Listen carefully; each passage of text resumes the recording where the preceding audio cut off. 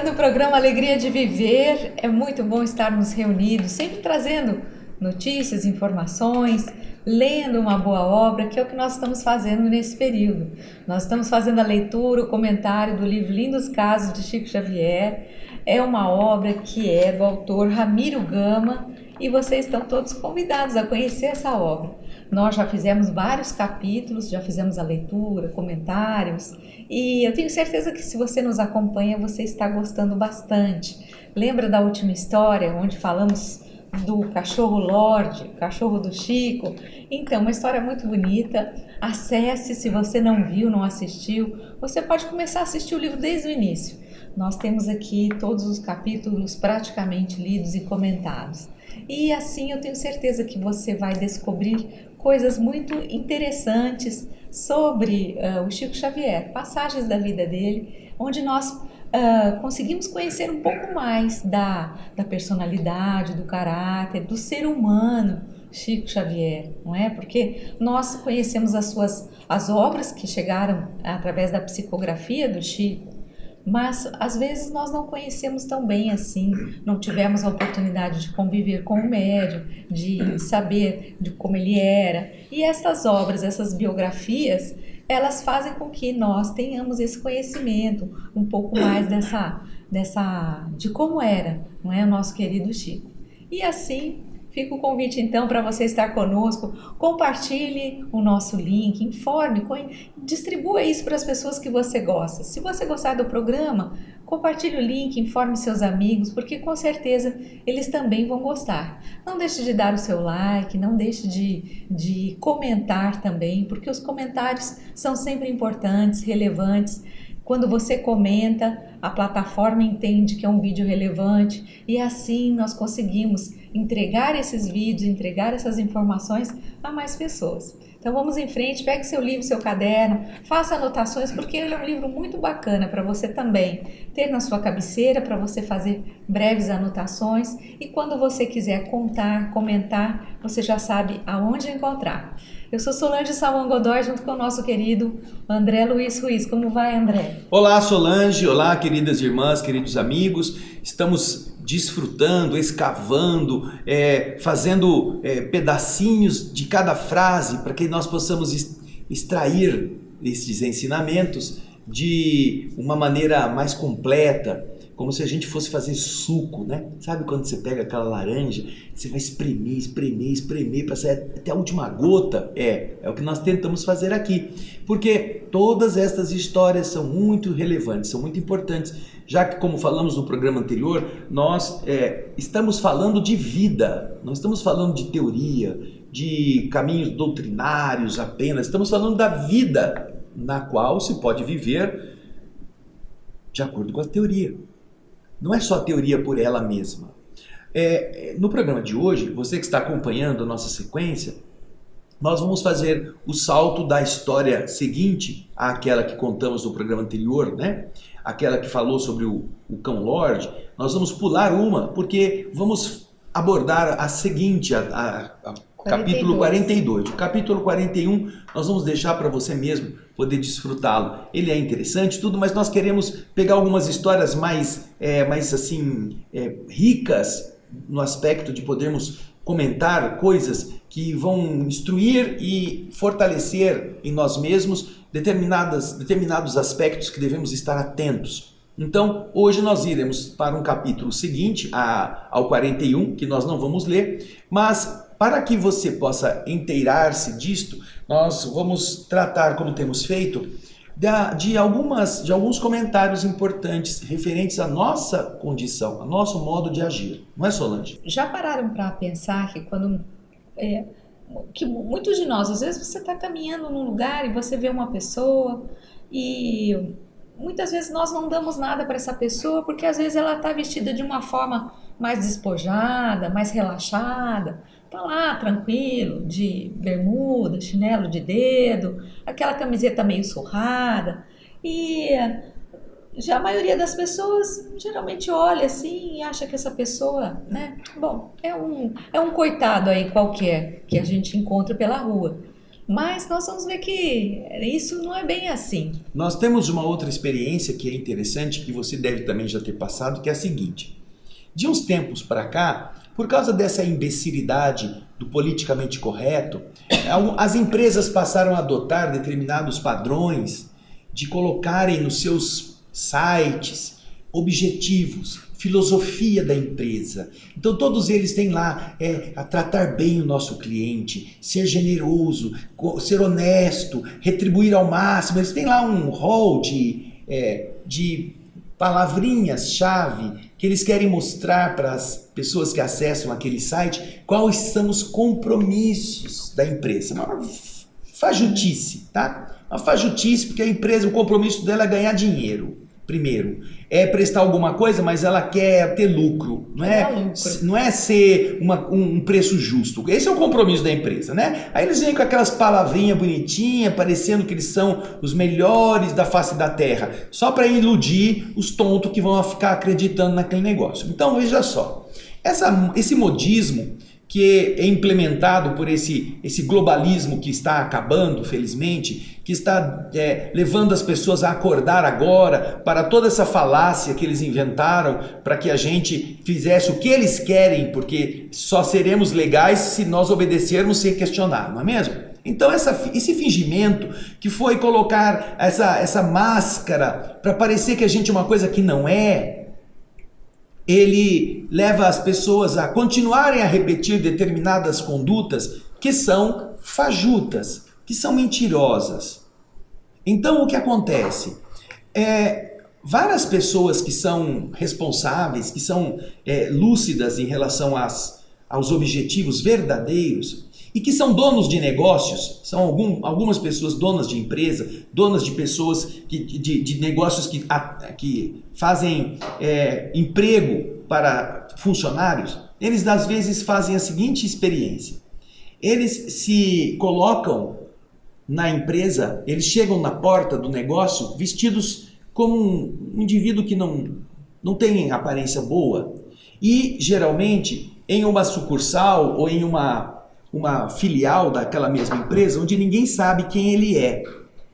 E ele então vai entrar vestido assim, simplesmente, com um ar meio gaiato, assim, meio uma pessoa que não entende direito as coisas, para perguntar, começa a falar errado, só para ver como os funcionários dele vão atendê-lo.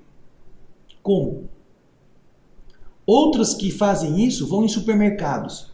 Entram na fila, começam a ver como a pessoa... Ou então eles chegam lá pobrezinhos, a senhora pode me ajudar, não sei o quê, eu vou num restaurante. O dono do restaurante, o dono da cadeia de restaurantes vai ficar pedindo comida na porta do restaurante, que é dele, para ver como ele vai ser tratado. Porque de verdade, uma coisa é você botar lá no site os objetivos da nossa empresa, nossos compromissos com a sociedade. Outra coisa é você ter uma pessoa responsável fazendo isso valer a pena.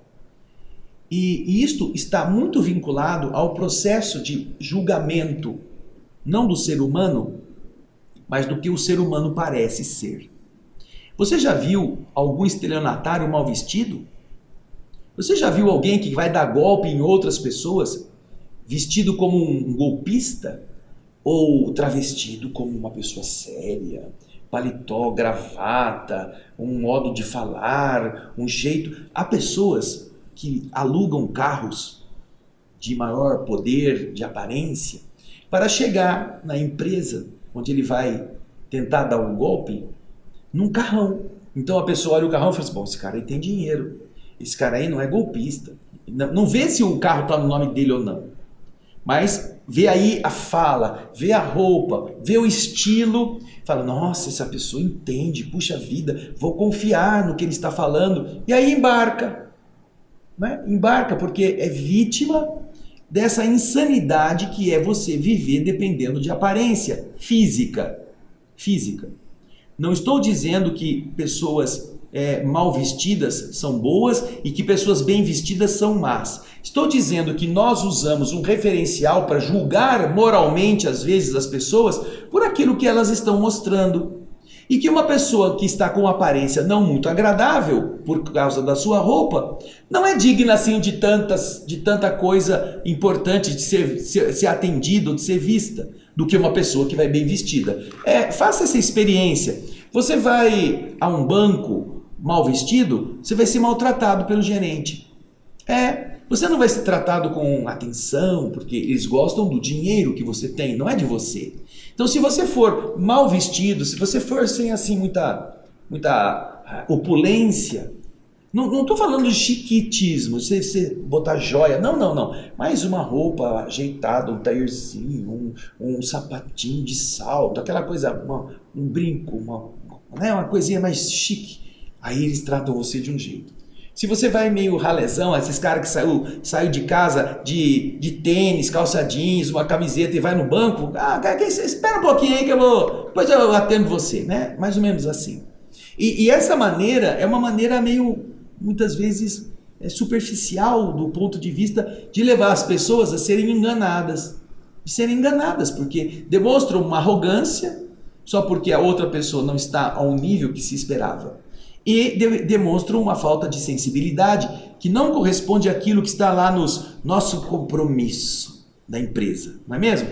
Então, a gente vai entendendo que a doutrina espírita vem nos alertar justamente para que nós não caiamos nesses tipos de engodo, que é justamente produzido por aquilo que é falso, que é a nossa aparência, que é a maneira como vestimos, a maneira como nos expressamos, sem que isto realmente represente a essência do que somos. Então, o capítulo de hoje vai ser muito interessante a esse respeito. E isso deverá servir para nós, para justamente olharmos-nos de uma forma direta e pensar até que ponto eu sou assim. Até que ponto eu trato bem uma pessoa bem vestida e não trato bem uma pessoa simplesmente vestida. Quem eu deixo esperando? Se eu tiver que escolher para atender, quem eu deixo esperando? Uma pessoa humilde que está lá ou uma pessoa que está com seu traje que mostra que é uma pessoa de negócio? Quem é que fica esperando? E por quê? Qual o motivo? Você não sabe. Você não tem um raio-x no seu olhar. Você não sabe o que está acontecendo. Então, esse processo que acontece na sociedade de forma até meio velada, as pessoas não falam sobre isso, mas elas reagem a isto. Fazem com que a gente veja, por exemplo, pessoas que são funcionários e que tratam bem aquela pessoa simples, depois se surpreenderem ao descobrirem que aquela pessoa simples que ela atendeu com decência era o dono da empresa. Era o dono. E se essa pessoa que está atendendo tratou bem um simples frequentador, um simples cliente que não tem aparência nenhuma, é porque essa pessoa cumpre os requisitos de ser um bom funcionário. Dentro daquele padrão que está escrito lá, nossos compromissos, sabe? Aquela pasmaceira, fingimento, aquela coisa que muita gente nem lê, mas que é preciso colocar para parecer que a empresa está comprometida com a Agenda 2030, feita por esses trevosos que querem acabar com a sociedade humana. Mas eles estão comprometidos com o meio ambiente, com essas pautas de inclusão, esse negócio tonto, que não é pelo mérito, não é pela capacidade, é pela política de inclusão de gente incompetente, gente feia, gente despreparada, gente sem vontade, só porque é politicamente correto. Essa falsidade que felizmente está ruindo e vai terminar logo, ela é uma das formas mais claras de mostrar como que nosso olhar muitas vezes julga sem conhecer, só por aquilo que está vendo. E isso representa um atraso no nosso projeto evolutivo. Pode falar, Solange. Não, com relação a essa questão da vestimenta, eu já fiz esse teste várias vezes. E realmente, infelizmente, é assim mesmo. Quando você se veste melhor, você é mais bem atendido. inclusive com relação a banco, aonde você vai, lojas que você entra, as pessoas te tratam de uma forma realmente diferente. Infelizmente é assim que as coisas funcionam. Então é até interessante o dia que você tiver um tempinho, faça esse teste. Você vai ver como as pessoas mudam conforme você está trajado. Isso por causa desse bombardeio de informações, bombardeio esse mundo que nós vivemos, onde nós temos que ter, nós temos que adquirir, nós temos que mostrar, e essa ostentação que a gente precisa observar e não deixar isso contaminar a nossa vida. Eu tenho um sobrinho que ele trabalha em parte voltada a banco, mas empreendimentos, etc. e tal, mas ligada aos bancos. E ele comenta comigo que nessa esfera eles usam muitas roupas de marca, sapatos de marca, muita coisa de marca, relógio. E ele fala: minha tia, se você não usa isso, eles nem olham para sua cara. É como se você não existisse. Então existe todo um código, né, por trás, toda uma bobagem por trás disso, mas infelizmente é o que nós enfrentamos hoje. Mas só pra gente, acho que a gente tem tempo, só pra gente dar risada, porque quase que eu passei por uma situação muito engraçada uma vez, que eu fui a um supermercado, estava eu e o André, e num determinado setor do supermercado tem aquele self-service. A gente foi fazer umas compras e aproveitamos para comer alguma coisa ali mesmo. E sentamos na mesa e de repente começou, nesse local, tinha um pequeno, dois músicos estavam lá tocando e cantando. Deixa eu contar isso. Conta, você que é melhor que eu. Deixa eu contar que essa daí... Foi um furo. Aí, né, nós comemos, os caras começaram a tocar. Mas tocaram bonitinho, já eram pessoas, senhores, né, mais idosos. Um tocava violão, outro tocava uma outra coisa lá, né? E a gente viu, nossa, né, puxa, que bacana, né? Era um sábado e a gente falou, poxa vida, esses caras estão aí fazendo um som para as pessoas poderem almoçar ou jantar num lugar agradável, dentro de um supermercado aqui na nossa cidade. Aí então, né? Eles terminavam de tocar, o povo que estava sentado ali, às vezes alguns até prestando atenção mesmo, que tinham ido lá, parece que para ouvir o cara tocar, né? Aí eles batiam palminha, a gente também batia palminha, né? Para estimular o pobre do homem lá que estava fazendo o sonzinho dele. Bom, né? Tudo bem. Aí nós terminamos de jantar e fomos para o caixa, que ficava mais ou menos ao lado do palco pequenininho onde eles estavam lá tocando. Tinha lá as caixas, eles ligavam o som naquelas caixas que faziam amplificação e um cantava, outro tocava. Daí a gente, na hora de pagar a conta, que ficava a uns 3 metros do lugar, né? A Solange falou assim: escuta, moça, eu queria, sabe na conta que você está vendo aí, quanto que deu nossa conta? Eu tava querendo dar um dinheirinho. Ela perguntou para mim, a Solange, você tem aí uns 10 conto? 10 nada, né? Mais. Um pouquinho mais. Ela é salã, é turca, né? Mas tudo bem. A gente podia dar um dinheirinho, né? Daí, coitado desses músicos, coitado né? desses músicos, tem que trabalhar. Estão tocando aí a tarde toda, olha só, coitado. Para ganhar algum cachezinho de coisa, nada, né? Vamos contribuir com eles. Vamos contribuir, né? E a gente estava procurando na bolsa para levar o dinheiro para pôr lá em algum lugar, né, meu homem? Aí a moça falou assim: vocês gostaram? Esse é o seu fulano, o dono do supermercado. O dono do supermercado estava tocando. Ele toca aqui toda sexta e sábado. E a Solange, eu vou dar 10 conto pro homem lá para ele ficar feliz. Para ele sair dessa dificuldade de ficar pobrezinho. Coitado. Mas é a simplicidade do homem, tá vendo? Tocando, cantando numa boa, é o dono do supermercado. Aí a gente já nem pensou em dar, porque seria uma ofensa até para ele, né? A gente dá 10 conto, 20 conto para ajudar o dono do supermercado, né? Mas era uma distração para ele sentia feliz, ele provavelmente alegrava os clientes ali. Ele tinha uma verve artística, ele gostava de cantar, então ele fazia isso de graça para ele mesmo, né? Mas quase foi um furo, não chegou a ser, quase, ia ser demais. Então você vê que às vezes a gente estava fazendo por bem, né? A gente estava vendo uma pessoa simples lá, não estava anunciado o nome dele, o seu fulano de tal, dono do supermercado, estava lá tocando. E é comum que os artistas que estão lutando para sobreviver, eles se apresentem em público para receber moedas. Na Europa é muito comum, o cara tira o violino, começa a tocar na praça, põe um chapéu no chão, o povo que gosta vai lá, põe nota de euro, moeda, para depois ele retirar e continuar a sua peregrinação de sobrevivência. É comum isso. Até porque a classe artística honesta, a boa classe artística, geralmente não é muito remunerada, não é bem remunerada, a não ser esses servis aos interesses inferiores as leis que se valem da lei Rouanet para ficar bajulando quem não presta, né? Isso sim, esses indivíduos não são artistas, eles são oportunistas. Agora, e esses oportunistas a mídia promove, né? Porque ela faz parte do mesmo esquema. Agora, esses outros simples, esses que têm talento, muitas vezes não conseguem um espacinho, não conseguem um patrocínio. Às vezes precisam ficar colocando um chapéu no chão, uma caixinha, para quem estiver passando, eventualmente gostando, possa depositar algum trocado, algum valor para ele poder comer naquele dia.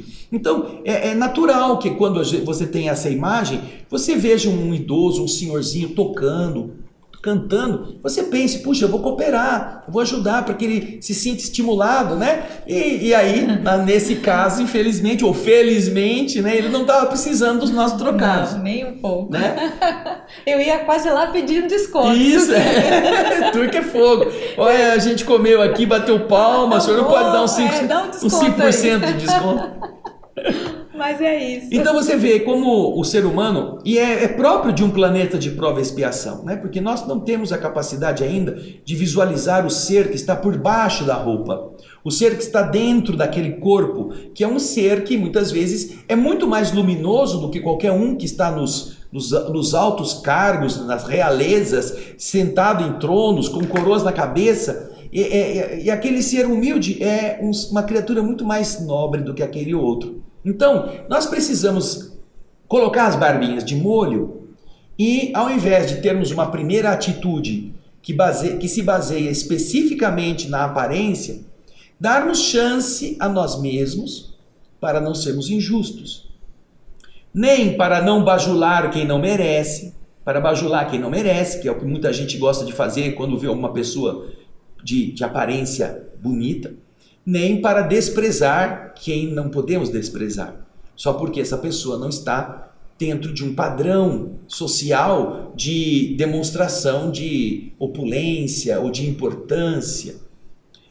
É muito comum, inclusive nesses lugares mais afastados dos grandes centros, porque essa postura de ostentação, né, de querer parecer o que não é comum que isso seja mais intenso nas cidades maiores, nas cidades grandes, onde a competitividade leva também o indivíduo a querer se travestir de coisas para ser aceito.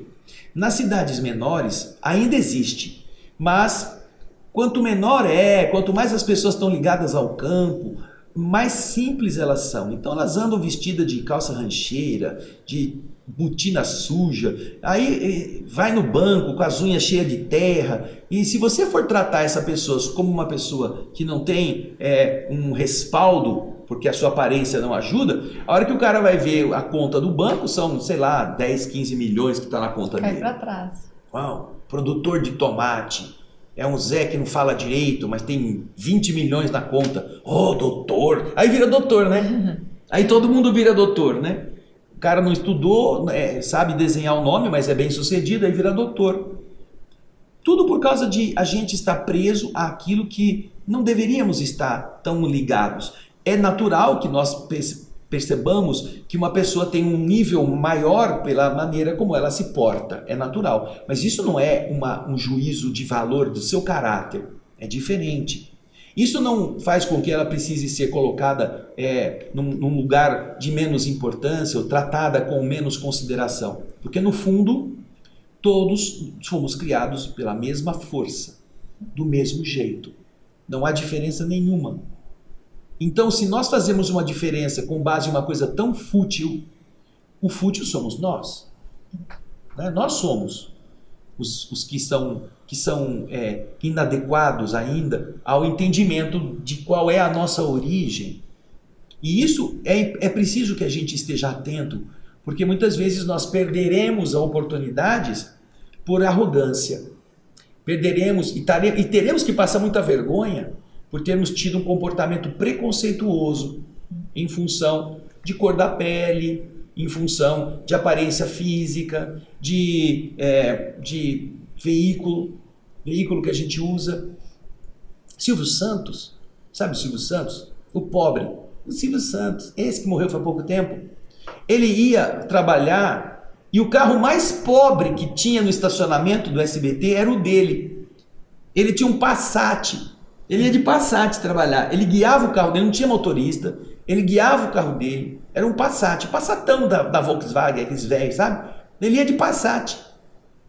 E é engraçado que o Carlos Alberto de Nóbrega, que conta essa história, que é o filho do Manuel da Nóbrega, muito ligado ao começo do SBT, do Silvio Santos, o Carlos Alberto de Nóbrega conta que uma vez ele foi comprar um carro, ele gosta de carro bom, carro bonito, e ele foi comprar um carro lá em Santos, e o Silvio Santos foi com ele. E aí comprou aquele baita daquele carro, rabo de peixe, conversível, né?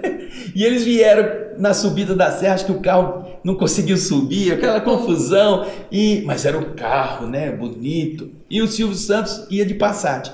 E eu conheço pessoas que foram ao SBT e conversaram com o Silvio Santos e realmente ele tinha aquele Passat. O cara chegou, né? O dono da empresa andava de carro popular. Isso também era comum no dono do Bradesco. Aquele que foi o fundador do Bradesco, ele tinha duas coisas que era natural dele. Ele andava sem meia, o sapato sem meia, e ele tinha um Fusca que ele usava para ir trabalhar.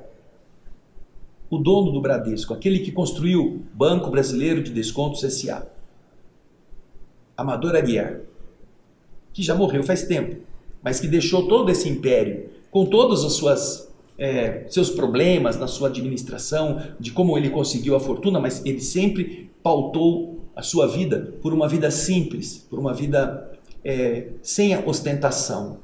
E isso ele estabeleceu como um parâmetro para os próprios funcionários, que tivessem uma vida disciplinada. Ele se dedicou a fazer escolas para os funcionários, para os filhos dos funcionários, para atender a educação das pessoas mais humildes. Ele fez muitas coisas importantes com essa visão.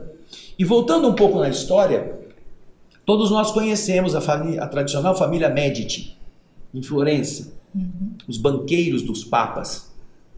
Eles vêm de uma tradição de banqueiros que começa com João de Pitti. Era o pai de todos os seguintes Medici. E esse João de Pitti, que começou a ser o mais bem-sucedido banqueiro da Europa, foi o que gerou todo o processo de acúmulo de riquezas. João de Pitti, e isso está inclusive gravado em pinturas no palácio que eles tinham, os palácios dos Medici em Florença. Até hoje você pode visitar esse palácio. Ele tinha uma postura extremamente simples. E ele falava para os filhos: sabe por que eu ando de jegue? Ele andava num burrinho. Ele vestia uma roupa preta e ele andava num burrico. Quando muito ele andava numa carroça que o burrico puxava. E ele falava para os filhos: nós não devemos mostrar opulência. Nós devemos ser simples, para que as pessoas saibam, para não criar tantos problemas para nós mesmos. Era uma técnica, não tanto por humildade evangélica, porque naquele tempo ainda não se tinha que se falar disso, as pessoas estavam lutando para ganhar mesmo dinheiro e ter poder, mas era uma postura sábia. Então ele se vestia como um empregado de casa, um homem normal.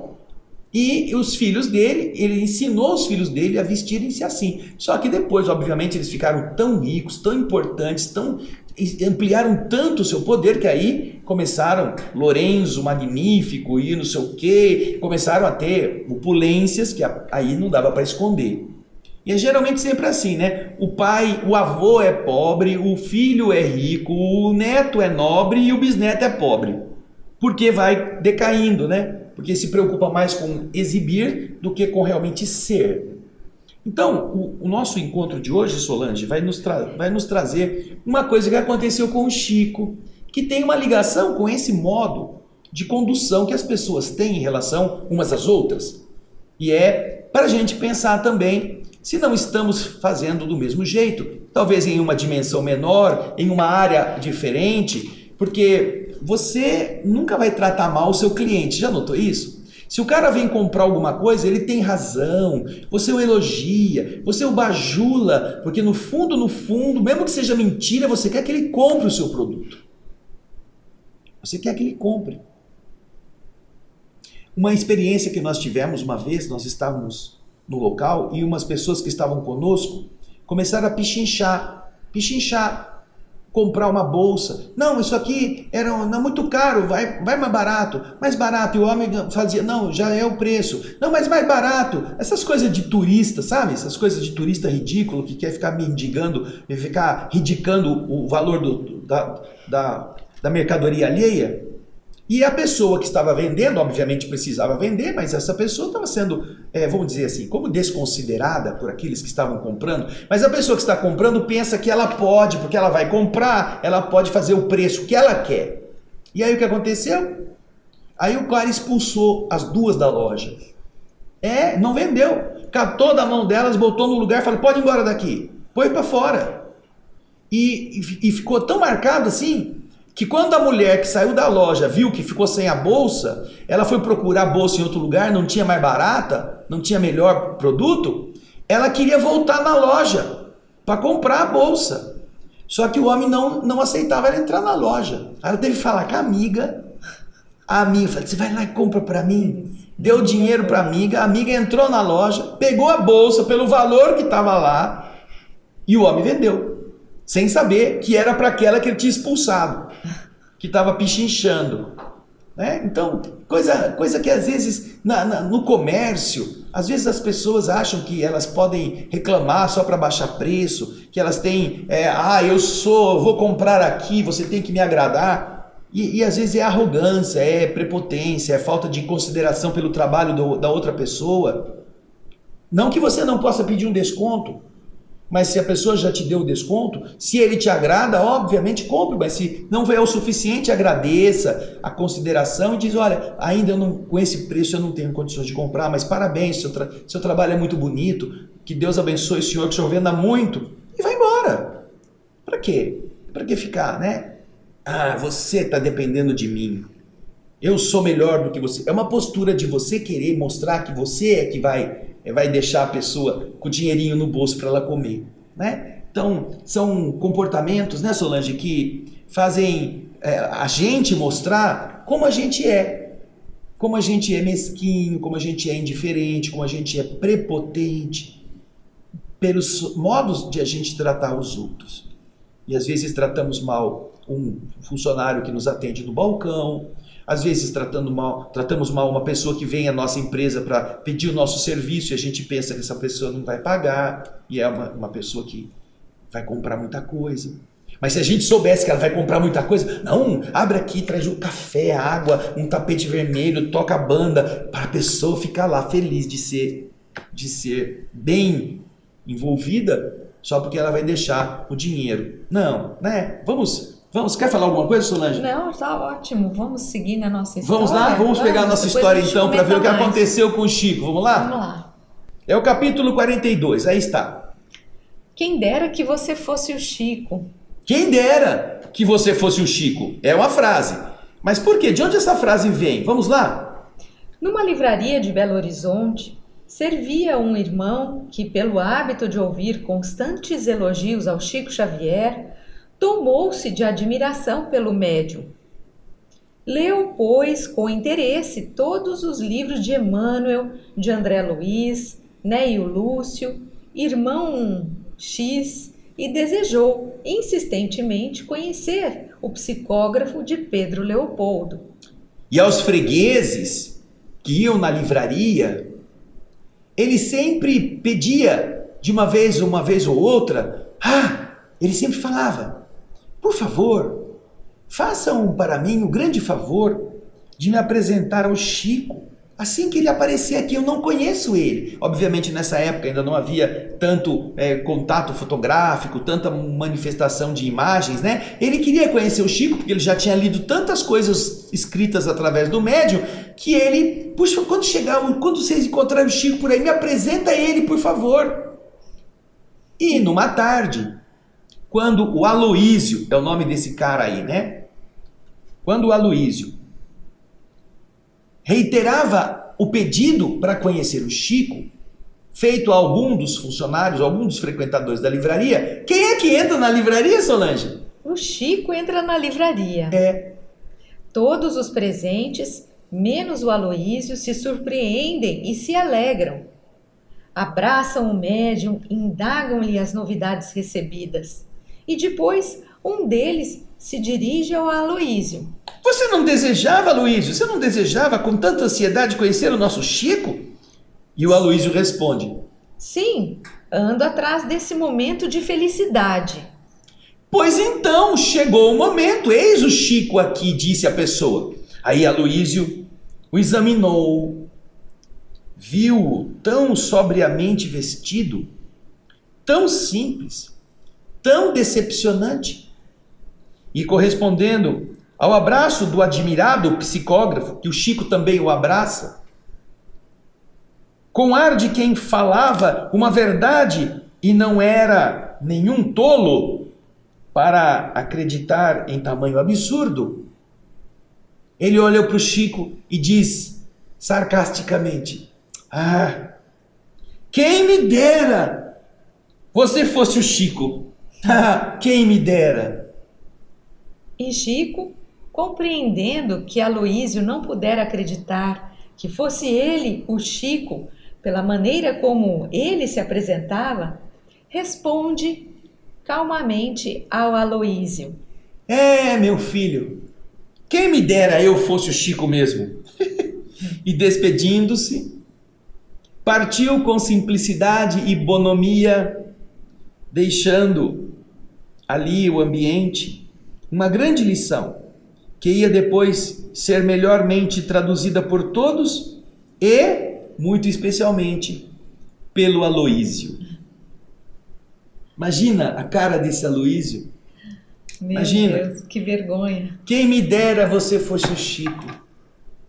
Porque quando ele lia os livros, ele pensava que o Chico devia ser, sei lá, usava uma capa, uma coisa de veludo, uma roupa suntuosa para os espíritos superiores baixarem nele. Não um pobre de um indivíduo que não foi para a escola até o 3º ano primário só, que tinha um olho meio embaçado porque não enxergava direito, que não era bonito na aparência, que às vezes tinha que usar peruca ou era careca, que usava aqueles ternão, né, que o defunto era maior, cheio de papel nos bolsos, ou então todo borrado de pomada, unguento Eurípides que ele punha no bolso para ajudar as pessoas, aquela coisa assim, sem nenhum atavio, sem nenhuma aparência bonita, e o cara olha para ele e diz: ah, meu filho, quem me dera você fosse o Chico. É interessante. E é bonita a resposta do Chico, né? É, meu filho, quem me dera eu fosse o Chico mesmo. Quem me dera. Só o Chico mesmo já dá uma resposta dessa, porque qualquer um de nós ia ficar ofendido, né? Achando que, poxa vida, ele está se desfazendo de mim só por causa da minha roupa, está dizendo que eu não sou nada, né? Não, o Chico é realmente meu filho. Tem uma outra história interessante que o Ramiro não conta, mas outros biógrafos contam, que o Chico, assim que começou a ficar conhecido, o repórter do jornal O Globo, do Rio de Janeiro, Clementino de Alencar, ele foi destacado pelo jornal para vir a Pedro Leopoldo quando começaram a fazer as primeiras reportagens do Chico, quando lançaram o primeiro livro psicografado, Parnaso de Além Túmulo. Então isso atraiu muito a atenção dos intelectuais do Rio de Janeiro, que era a capital do Brasil na época. Então o Globo mandou o Clementino de Alencar vir fazer uma série de entrevistas, ficou hospedado em Pedro Leopoldo e toda semana ele enviava reportagem com o texto que ele mesmo escreveu em Pedro Leopoldo e as fotos que ele havia tirado. Ele então andou com o Chico, foi conhecer onde o Chico trabalhava Este repórter foi um dos mais honestos repórteres que pôde estar ao lado do Chico. Ele foi o primeiro. Depois teve um outro que foi o Saulo Gomes, que foi o segundo, notável por tudo que fez, pelo resgate honesto da figura do Chico como uma pessoa pulcra. Mas esse Clementino de Alencar, com todas essas reportagens, o Instituto de Difusão Espírita de Araras, ele coletou, ele recebeu essas reportagens todas que estavam numa caixa de papelão, que alguém tinha guardado do Rio de Janeiro, todas as reportagens que o Clementino de Alencar havia publicado no Globo. E eles então editaram um livro chamado Notáveis Reportagens de Chico Xavier. Está na editora ID, da cidade de Araras. Com as fotos e tudo, todo o relato. E então, o que acontece? Ele ficou conhecido no Rio de Janeiro. Todo mundo começou a saber quem é esse moço, Chico Xavier, ver a sua simplicidade, ver o modo como os espíritos escrevem. E o Chico continuava caixeiro, vendendo pedaço de fumo, arroz, feijão por quilo, lá na venda do José Felizardo. Um dia, o Chico estava na porta da venda, chega um cara com um carrão, aqueles carros compridos na época, sem capota, meio playboy, chega assim em Pedro Leopoldo meio perdido. E ele vê o cara parado ali, né? Ele vai pedir informação. Aí ele fala assim, escuta, por acaso eu tô procurando o Chico Xavier, você sabe onde é que ele fica? Chegou o playboyzão perguntando. O primeiro que ele parou para perguntar informação foi o próprio Chico. Aí o Chico falou assim, pois não, meu filho, sou eu mesmo, ao seu dispor, disse o Chico. Com aquelas roupas sujas, aquela coisa pobre. O cara falou assim, olhou pro Chico, você é o Chico? Olhou pro Chico de cima e embaixo, assim como dizer, credo. Aí falou assim, bom, Chico, você é o Chico? O Chico falou assim, sim, sou, sim, senhor, sou dispor. Aí o cara botou a mão na cintura e falou assim, meu, se você não conseguiu nem pra você, o que eu vim fazer aqui? Pegou, ligou o carro, foi embora, voltou para a cidade dele, do Rio de Janeiro. Ele estava procurando o Chico porque ele achava que o Chico estava se dando bem. Isso. E que ele então, se chegasse perto do Chico, também ia se dar bem, ia dar alguma coisa para ele, né? Alguma coisa. Aí encontrou um pobre do pé rapado, quase descalço, com roupa suja, surrada, e é o Chico. E aí fala para ele, credo, você é o Chico? Você não deu nem pro você, o que eu vim fazer aqui? Se você tá vivendo desse jeito que eu tô vendo, vestido desse jeito... Que eu quero ficar aqui com você? Tá louco, eu vou cuidar da minha vida. É a aparência, né? Ninguém sabe quem é esse cara, esse playboy. Mas ninguém deixa de saber quem é o próprio Francisco Cândido Xavier, não é mesmo? Então, quem me dera, não? Puxa, esse Aloysio deve ter falado... Quem me dera eu pudesse ter abraçado de novo o Chico naquele dia. Quem me dera. Imagina quando ele realmente caiu, quando caiu em si. Ele estava diante do Chico.